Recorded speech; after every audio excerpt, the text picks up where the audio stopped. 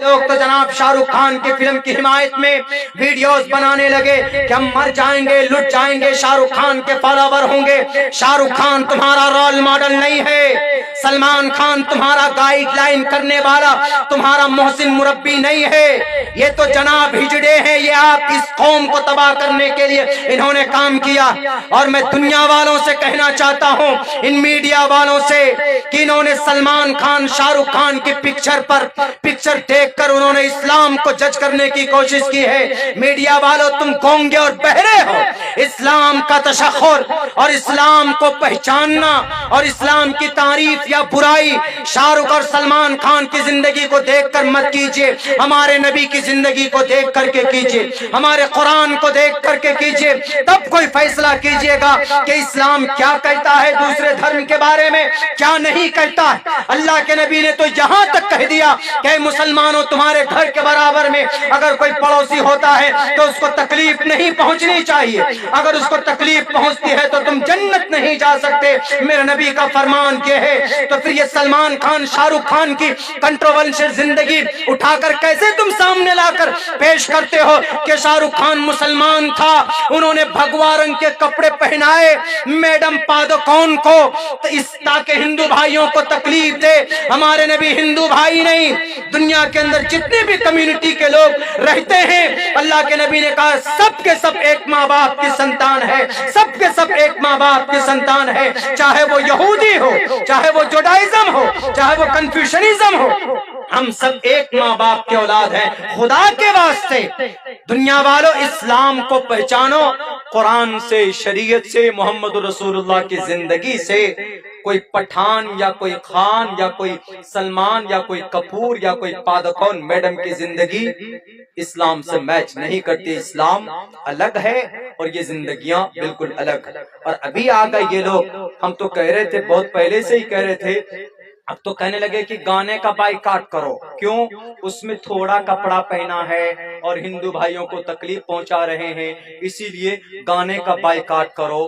تم ابھی گانے کا بائیکاٹ کرتے ہو، اسلام نے تو 1450 سال پہلے ہی کہا کہ بھئی گانا الاؤ نہیں ہے۔ To listen a song, to listen a song, it is a prohibited according to the Islamic Sharia, because Allah said in the Holy Quran in Surah Luqman, وَمِنَ النَّاسِ مَنْ يَشْتَرِي لَهَوَ الْحَدِيثِ لِيُضِلَّ عَنْ سَبِيلِ اللَّهِ۔ Oh people, oh media men, just consider this ayah. This Quran Kareem ayah is authentic ayah, and this has been sent down from the sky to the earth and to the last Prophet Muhammad sallallahu alaihi wasallam. انگریزی تو سمجھتے ہوگے، نہیں تو سنسکرت پڑھ کر سمجھائیں گے۔ سمجھو اور دیکھو، جس چیز کی بائیکاٹ آج کرتے ہو، گانے کی بائیکاٹ آج کرتے ہو، لیو ان ریلیشن میں رہنے کی بائیکاٹ آج کرتے ہو، اللہ کے نبی علیہ السلام تو 1450 سال پہلے کہہ چکے ہیں کہ یہ گانا قوم کو تباہ کر دے گا، یہ گانا قوم کو تباہ کر دے گا۔ میرے نوجوانوں، میرے ساتھیوں، بس آپ لوگوں کو، ہمارے جو جتنے بھی ینگ لوگ ہیں، ہمارے جتنے بھی بڑے حضرات ہیں، وہ یہ کہ حقوق العباد میں کوئی کمی کوتاہی نہ کیجیے۔ دوسرے نمبر پر آپ کو کام کرنا ہے، اپنے بچوں کو، نئے جنریشن کو تعلیم دیجیے، قرآن پڑھنا سکھائیے، سورہ فاتحہ پڑھنا سکھائیے، کلمہ سکھائیے، عقیدہ بتائیے ان بچوں کو۔ نہیں شراب پی کر ٹن ہو جاتے نشے کی حالت میں، وَلَا تَشْرِبِ الْخَمَرَ فَإِنَّهَا مِفْتَاحُ كُلِّ شَرٍ۔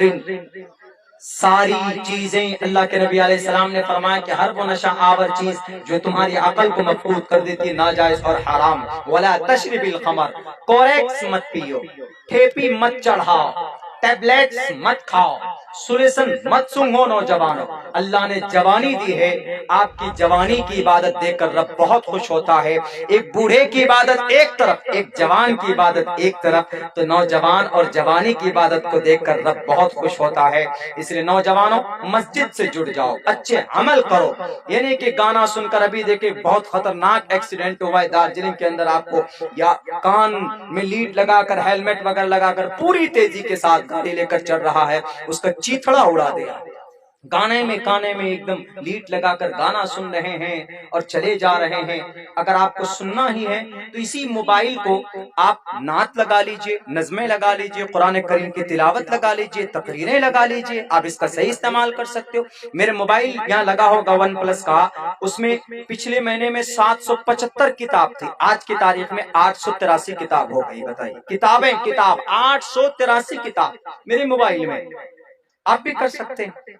اب موبائل کا اگر صرف وہی گانا، ویب سیریز، وہی بے شرم رنگ گانا، بکنی، یہ وہ چلے گا تو پھر کیا ہوگا؟ اوپر والے کی طرف سے رحمتوں کی برسات نہیں ہوگی پھر۔ اس لیے میرے نوجوانوں، کم سے کم اپنی زندگی کے اندر نماز داخل کرو، نماز پڑھنے کی کوشش کرو، کچھ قرآن کریم سیکھنے اور پڑھنے کی کوشش کرو۔ اگر آپ قرآن کریم کو اٹک کے پڑھیں گے نا، اٹک کے، الف لام میم ذالک الکتاب لا ریب ایسے اٹک کر پڑھیں گے تو اللہ 2 اجر عطا فرمائے گا آپ کو۔ کیوں؟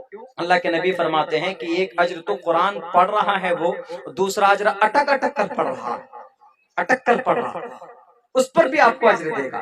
دنیا کی کوئی کتاب نہیں ہے جس کو پڑھنے پر اجر ہو، کوئی کتاب نہیں، گیتا نہیں، رگ وید نہیں، یجروید نہیں، سام وید نہیں، اترو وید نہیں۔ ہندو بھائی پڑھتے ہیں ایک اومکار ست، ہندو بھائی پڑھتے ہیں وہ گایتری منتر پڑھتے ہیں، ہنومان چالیسا پڑھتے ہیں، یہ سب پڑھتے ہیں صرف یہ تکلیف دور کرنے کے لیے۔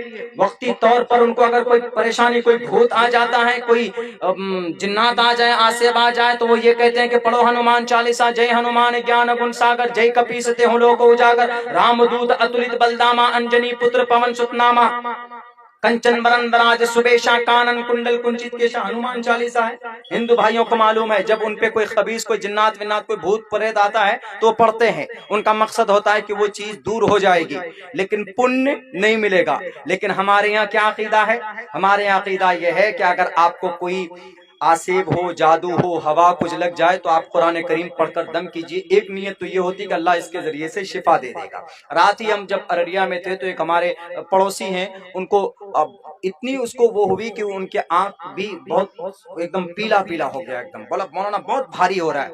تو ہم نے ان کو جو کچھ پڑھنا تھا قرآن کریم میں آیت پڑھ کر ہم نے ان کو کر دیا، بیچارہ ٹھیک ٹھاک ہو گیا، کچھ افاقہ ہوا اس کو، لیکن مجھے پڑھنے کا الگ سے ثواب ملا۔ یہ صرف اسلام میں ہے اور کسی کتاب میں نہیں ہے، کسی دھرم میں نہیں ہے۔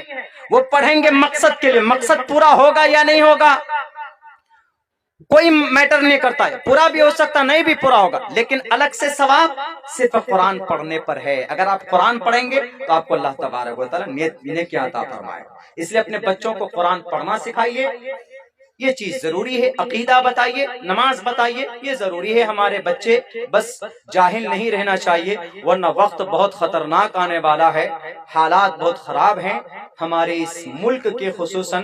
اسی لیے میرے بھائیوں، میرے نوجوانوں، اس اللہ سے قربت کے لیے محنت کرو، اپنے بچوں کو پڑھائیو۔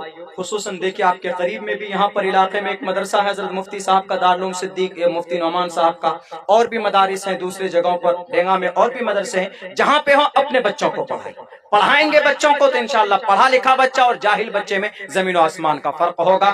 بس اللہ تبارک و تعالیٰ سے دعا کرتا ہوں اللہ ہم سب کو حقوق العباد میں بہت ہی اچھے